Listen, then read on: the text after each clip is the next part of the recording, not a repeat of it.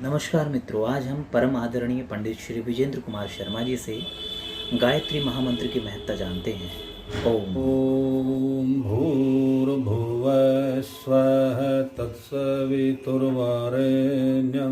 भर्गो देवस्य धीमहि धियो यो नः प्रचोदयात्। गायत्री मंत्र है। इसको भगवान श्री कृष्ण जी ने गीता में छंद कहा है। भगवान कृष्ण जी ने इसके बारे में कहा है, छंदों में छंद गायत्री छंद भी मैं ही हूँ। अर्थात गायत्री का जाप करने वाला भगवान का ही नाम का जाप करता है। गायत्री हमें बिना मांगे ही सब कुछ देने वाली है, सिद्धि देने वाली है। गायत्री के उपासक के चेहरे पर विशेष तेज होता है। गायत्री के विषय में ऋषियों ने कहा है, ओम स्तुता मया वरदा वेद माता प्रचोदयाम ताम पावमानी द्विजानाम आयुम प्राणम प्रजाम पशुम कीर्तिम दरुणम ब्रह्मवर्चसम मयम दत्ते प्रस्ते ब्रह्मलोकम। यानी कि गायत्री से प्राणों की रक्षा, प्राण शक्ति मिलती है, आयु मिलती है, पशु का सुख मिलता है, दूध दही घी आदि का जो सुख पशु से मिलता है वह भी गायत्री की कृपा से मिलता है। पशुम कीर्तिम, यश कीर्ति मान सम्मान ये गायत्री से मिलता है। दरुणम, दरुण कहते हैं धन को, धन दौलत से इससे मिलती है। ब्रह्म वर्चसम यानी कि ब्रह्म लोक तक पहुंचाने वाली ये गायत्री माता है। इसका निरंतर जाप करने से ये हमें शारीरिक सुख,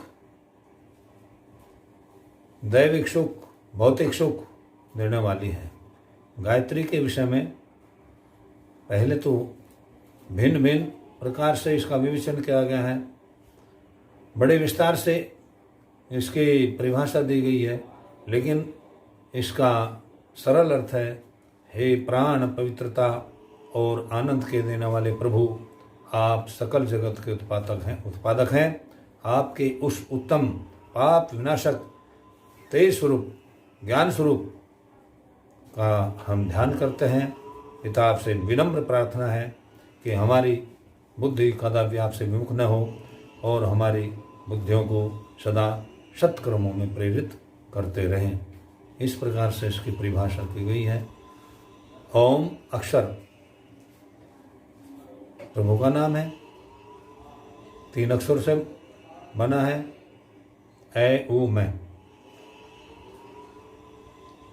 इसे ओंकार कहा गया है। ओंकार के विषय में भी ज्ञानी लोग, योगी लोग ध्यान लगाते हैं। ओंकारं बिंदु संयुक्तम नित्यं ध्यायन्ति योगिनः कामदम मोक्षदम च ओंकाराय नमो नमः। ये प्रणवाक्षर भी कहलाता है। ओम का हमें ध्यान जाप श्वासों के द्वारा करना चाहिए।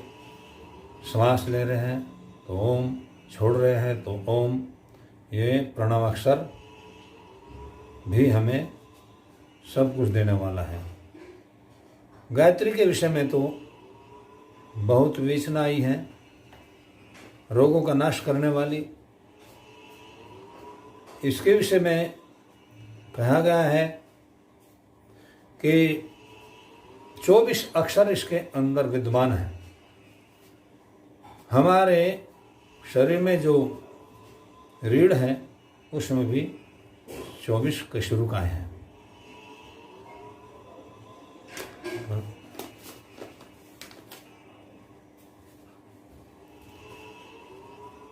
गायत्री का जाप करने से मन में एकाग्रता होती है, हमारे शरीर की इंद्रियां वश में होती हैं। गायत्री का नित्य जाप करने से हम अपने अभिष्ट फल को प्राप्त करते हैं। गायत्री के जाप के विषय में मौन जाप विशेष कहा गया है। गीता में भी भगवान कृष्ण जी ने जाप के विषय में कहा है, जप यज्ञ, यज्ञों में यज्ञ जप यज्ञ श्रेष्ठ है। इसमें कोई अशुद्धि या गलती नहीं होती। यज्ञ, अग्निहोत्र में कुछ भूल हो सकती है, लेकिन जप यज्ञ में भूल नहीं होती। मनसा जाप, मन में बिना होठ फरकाए अंदर ही अंदर गायत्री का जाप करने का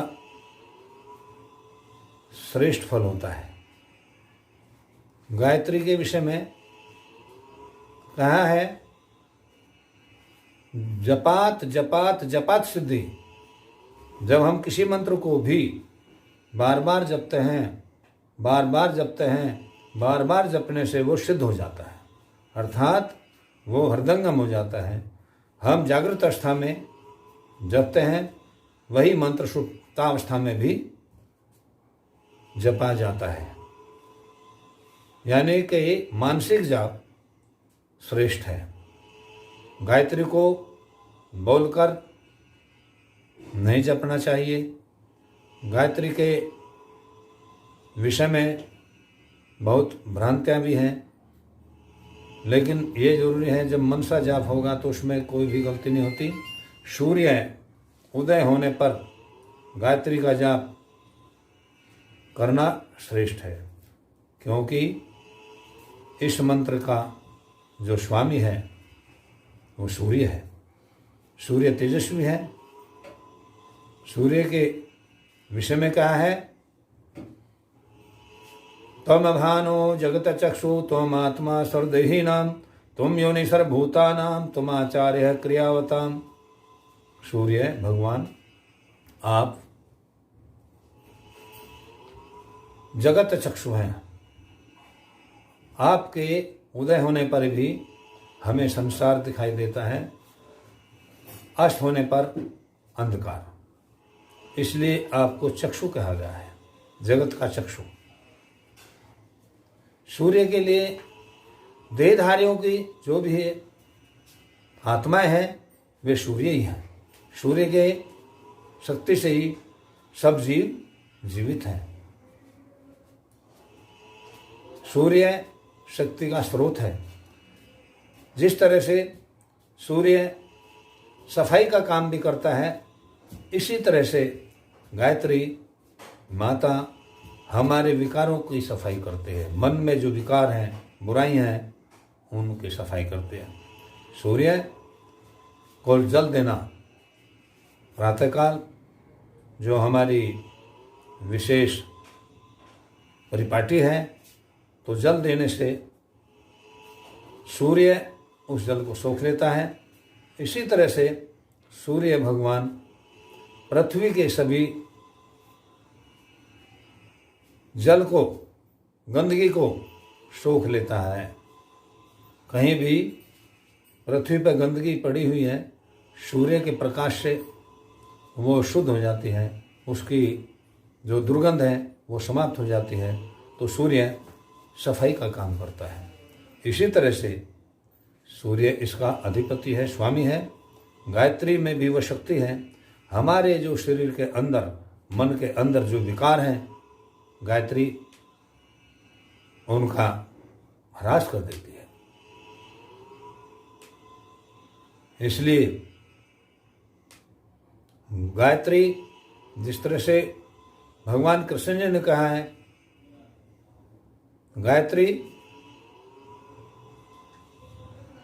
गीता और गाय।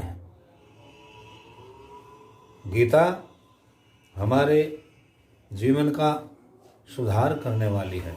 इसी तरह से गाय भी हमारे जीवन का सुधार करने वाली है। गायत्री के विषय में बहुत वर्णन आए हैं।